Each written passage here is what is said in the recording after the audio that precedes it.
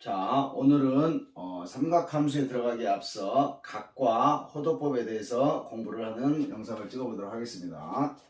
자, 일단 각이라는 거는 도형이라는 생각을 하셔야 되고, 자, 각의 정의는 두 개의 반직선이 만나서 생기는 도형, 이렇게 보통 표현을 합니다. 두 개의 반직선이 만나서 생기는 도형.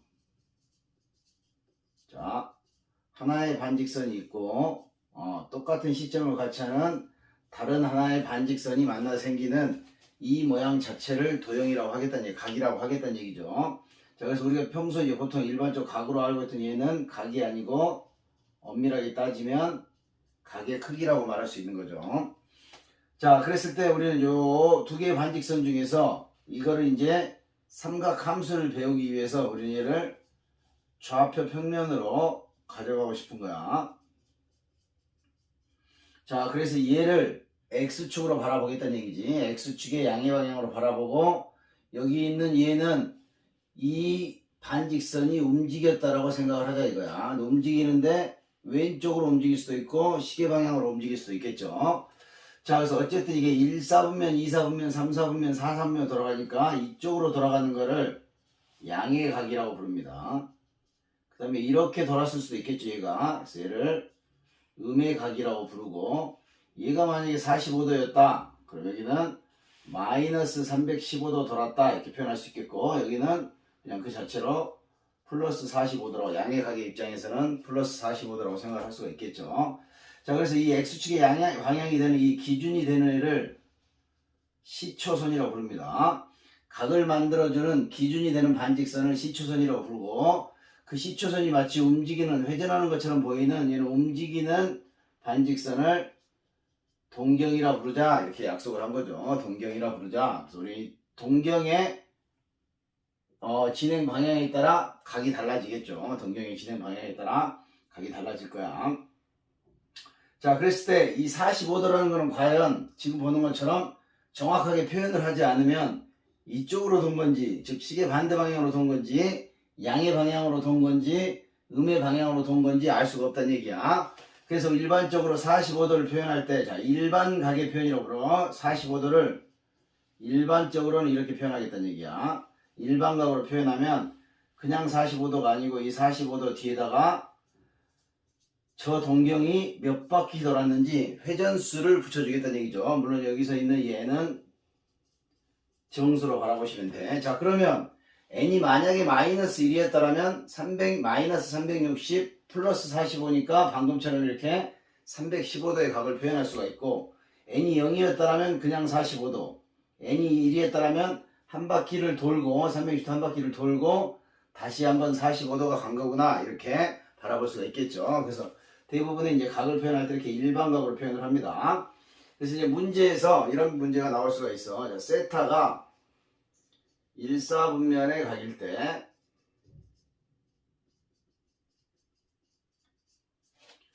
3분의 세타는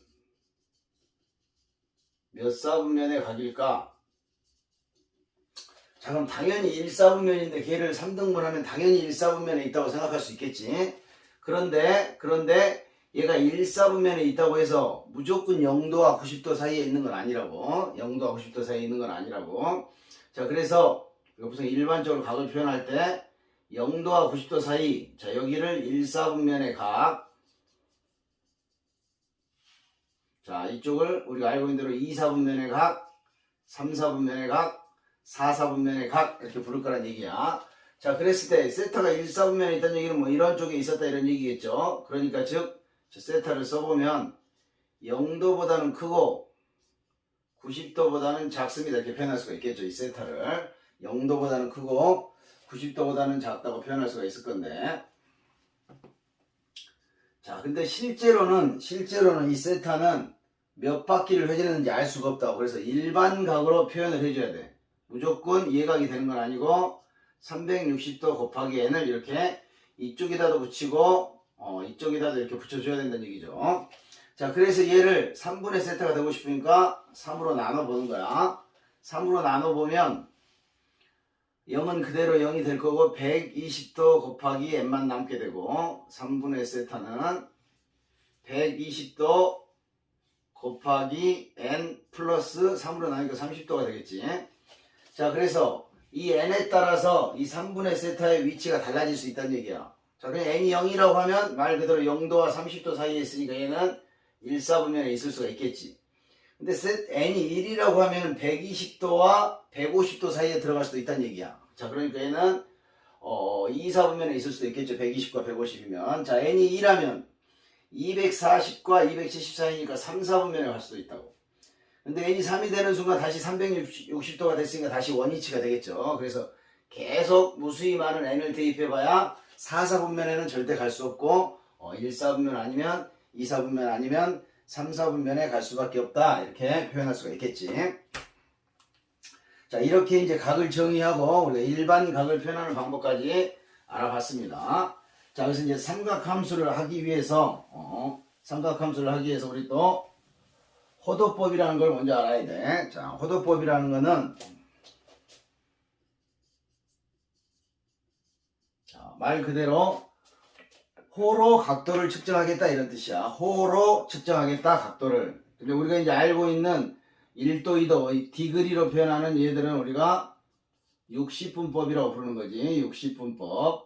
1시간을 60분으로 보고 1시간에 360도가 돈다. 그래서 60분법이라고 표현을 하고 얘는 호의 길이로 각을 재겠다는 얘기야. 그래서 삼각함수를 정의하기 위한 기초적인 과정이야. 함수기 때문에 실수평면으로 가져가고 싶은 거라고.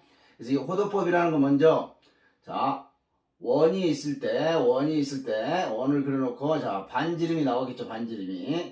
반지름이 R만큼을 실로 쫙 가져다 이렇게 놓다 놓으면 곡선이지만 R과 길이가 같아지는 그 순간이 이렇게 있을 수가 있겠죠. 그 순간에 다시 한번 지름 원의 중심과 연결해서 생기는 이 각을 1호도 또는 영어로는 라디안이라고 부릅니다. 자, 1라디안이라고 부르겠다는 얘기야. 그러니까 요만큼 실제 이제 계산을 해보시면 여기가 현을 그었을 때 R보다 조금 짧겠지. 그러니까 60도보다는 안 될까요? 정삼각형이 안 되니까. 그래서 1호도를 실제 뭐 재보면 57도 몇 분 이렇게 된다고. 그래서 57도 정도라 1호도가 57도 정도라 기억을 하시면 되고. 자, 그럼 반지름의 길이가 2R이 되면 얘가 2호도 또는 2라디안 이렇게 되겠죠. 다시 또 R이 되면 여기가 2호도 2라디안 이렇게 될 거야. 쭉 가서 반지름의 길이가 파이 R이 된다면 여기가 파이 라디안이 되겠죠. 파이 라디안. 파이 라디안이 되는 순간을 자 라디안을 보통 줄여서 RAD라고 표현을 해. 자, 줄여서 파이 라디안이라고 쓰고 그 각도를 봤더니 평각이죠. 평각. 그 아래가 180도가 된다는 거야. 자, 근데 이제 우리는 이런 180도라는 얘를 좌표 평면에서 수직선에 표현할 수가 없기 때문에 마치 180도를 이 파이라는 숫자 하나처럼 실수에 대응을 시키는 거야. 실수에 대응. 그래서 그냥 앞으로는 라디안이라는 단위를 쓰지 않고 180도를 3.14159이라는 이 무리수와 똑같이 취급을 하겠다는 거야.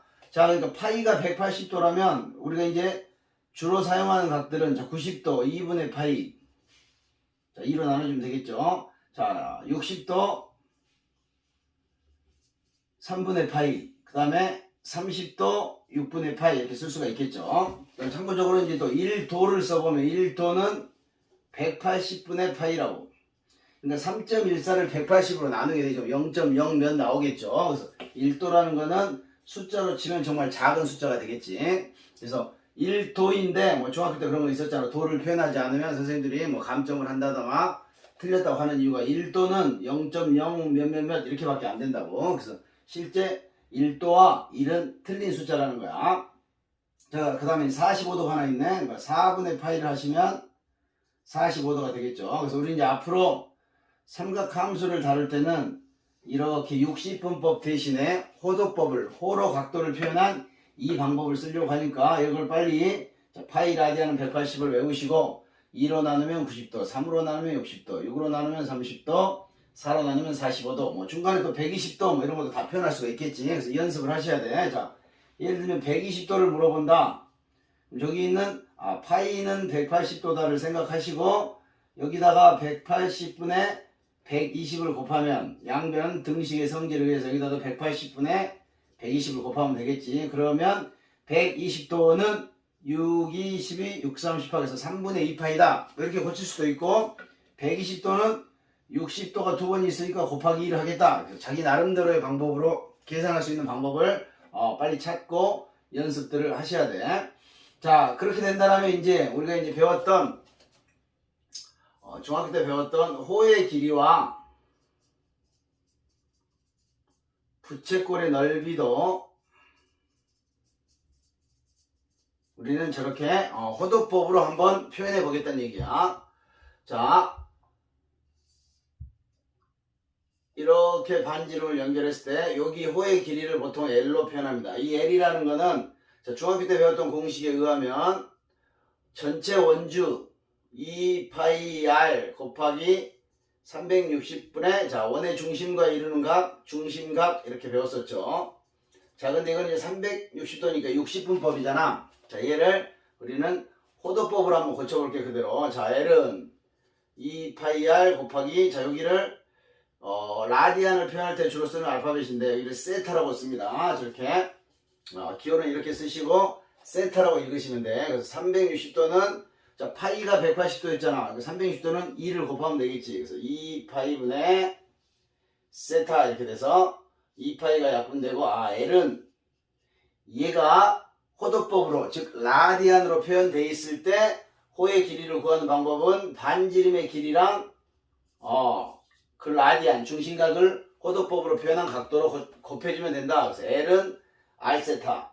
마찬가지로 S도 마찬가지고 부채꼴의 넓이 S도 원의 넓이에 360분의 중심각이었을 때인데 거기다 2파이분의 세타를 집어넣으면 약분되고 2분의 1 R제곱 세타 이렇게 들어간다는 얘기죠. 근데 R세타가 L이잖아. 그래서 S 부채꼴의 넓이 구하는 공식은 2분의 1의 R제곱 세타도 있고 2분의 1의 R세타를 L로 고친다는 얘기죠. 그래서 두 가지로 표현할 수 있다. 그래서 얘는 반지름과 중심각의 크기를 알았을 때 쓸 수 있고 중심각의 크기를 모르더라도 반지름과 호의 길이만 알면 부채꼴의 넓이를 구할 수 있구나. 그래서 일단 호도법을 60분법을 호도법으로 고치는 방법, 파이로 표현하는 방법, 그 다음에 호의 길이와 부채꼴의 넓이를 세타라는 라디안에 의한 방법으로 구하는 방법, 여기를 좀 집중적으로 연습을 하셔야 되겠고, 자, 문제를 하나 풀어보도록 하겠습니다.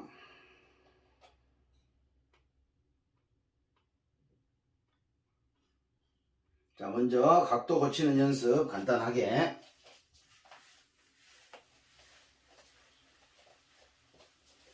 몇 개만 해보도록 할게요. 자, 135도.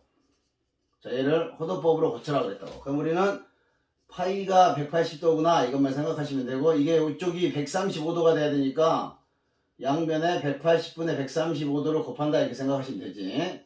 180분의 135를 곱하시면 180 약분되고 135도는 요만큼의 파이가 되겠죠. 그래서 J만 약분하면 되겠지. 자, 뭘로 약분해요? 9일은 9, 95, 45, 92, 18. 그래서 4분의 3파이구나 이렇게 고칠 수가 있고, 여러분 좀 숙달이 되고 나면 그 특수각들 있잖아. 30도, 60도, 45도 이것만 잘 외우고 있어도 30도는 6분의 파이, 60도는 3분의 파이, 45도는 4분의 파이 이렇게 한다면 135도는 45 곱하기 3이잖아. 그러니까 여기다 바로 3만 곱해주면 4분의 3파이가 나온다. 이렇게 고치시면 된다는 얘기야. 자, 그 다음에 이제 6분의 5파이를 60분법으로 고쳐라. 그건 뭐야? 파이 자리에다 그냥 180만 집어넣으면 된다는 얘기지. 파이가 180이니까. 그래서 6, 3, 18 하시고 150도구나. 이렇게 집에서 꼭 연습을 수업 듣고 나서 문제를 꼭 풀어보시는 게 맞을 것 같아. 자, 그 다음에 이제 부채꼴과 호의 길이와 관련된 문제도 하나 정리를 한번 해볼게요. 자, 반지름의 길이가 4이고 호의 길이가 2파이인 부채꼴이 주어져 있는데 중심각의 크기를 세타라고 줬고요. 넓이 S를 구하라. 중심각 크기 세타와 넓이, 부채꼴의 넓이 S를 다 구해보래. 자, 그럼 부채꼴 한번 가볍게 한번 그리시고, 자, 4라고 쓸 수 있고 2파이야. 근데 이 2파이라는 거는 R 세타를 했다는 얘기지. 4와 세타를 곱했을 때 2파이가 나온다고. 4 곱하기 세타. 그러니까 세타는 2분의 파이 이렇게 나오겠죠. 세타는 2분의 파이. 자, 그다음 넓이 S는 2분의 1 RL도 좋고 2분의 1 R 제곱 세타도 좋고. 근데 지금 R이 나와 있고 L의 길이가 나와 있으니까 2분의 1에 4 곱하기 2파이 이렇게 해서 4파이구나 이렇게 간단하게 정리를 하실 수가 있겠지. 자, 그 다음 하나 더. 자, 둘레의 길이가 8인 부채꼴의 최대 넓이. 시험에 많이 나오는 형태죠. 부채꼴의 최대 넓이와 중심각의 크기를 구하시오 그랬어. 자, 그럼 또 부채꼴이 나왔으니까 부채꼴 하나 그려서 생각을 하시는 거야. 부채꼴 하나 그리시고, 자, 여기를 모르니까 R. 자, 근데 전체 부채꼴의 둘레가 8이었잖아. 그래서 8에서 R 두 개가 빠졌으니까 호의 길이는 8-2R 이렇게 보시면 되고, 반지름과 호의 길이가 나와 있으니까 반지름과 호의 길이가 나와 있으니까 부채꼴의 넓이는 2분의 1에 R에 8-2라고 쓸 수 있겠고, 이건 보니까 어때? R에 대한 2차 함수죠. 그리고 위로 볼록이니까 최대값이 나오겠지. 4R이 되고 R 제곱이 된 거예요. 그래서 쟤는 위로 볼록한 포물선이 될 거고 2A분의 마이너스 B를 하면 자 2A분의 꼭지점의 X좌표 또는 축의 방정식 2A분의 마이너스 B를 하면 2A분의 마이너스 B 하니까 2가 되겠죠. 자, 그래서 2가 될 때 R이 2가 될 때 최대가 된다. 그래서 2를 집어넣으면 8 빼기 4가 돼서 부채꼴의 최대 넓이는 4가 되는 거고, 그때 이제 중심각의 크기를 물어봤으니까 R이 2라고 그랬죠. 2로 바뀌고 2로 바뀌고 4로 바뀌겠지. 그때 여기를 세타라고 하면 L, 자 4는 R 곱하기 세타가 되겠지. 그래서 세타는 2라디안이었구나 이렇게 잴 수가 있겠죠. 2라디안 단위는 안 쓰셔도 돼. 자, 이렇게 해서 일단 우리가 각의 정의와 그 다음에 일반각의 표현, 그 다음에 호도법을 통해서 부채꼴의 넓이, 호의 길이를 구하는 문제까지 보셨고, 다음 영상에는 삼각비와 삼각함수에 대해서 다시 또 공부를 해보도록 하겠습니다. 수고하셨고, 꼭 반드시 문제는 풀어보셔야 돼. 선생님이 하는 거는 지금은 개념 위주의 강의고, 문제는 아주 기본적인 문제만 앞으로도 계속 풀 거야. 수고하셨습니다.